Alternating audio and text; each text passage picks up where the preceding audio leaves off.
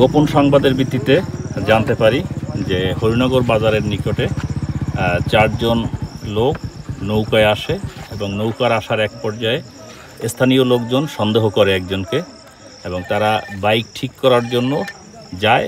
তখন স্থানীয় লোকজন সন্দেহ করে, পুলিশকে সংবাদ দিলে সাথে সাথে স্থানীয় লোকজন একজনকে আটক করে। পরবর্তীতে অন্য একজনকেও আটক করা হয় এবং জিজ্ঞাসাবাদে তার কাছ থেকে একটি ওয়ান গান শুটার উদ্ধার করা হয়, একটি নৌকা এবং কিছু জাল উদ্ধার করা হয়।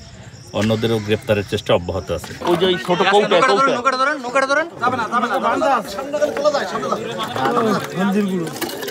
হলুদ মরিচ এটা কি চাউল আমি দেই এই যে কি দেন তো কত কি এটা চাউল এটা চাউল দোকানে এইবারে ট্রেনিং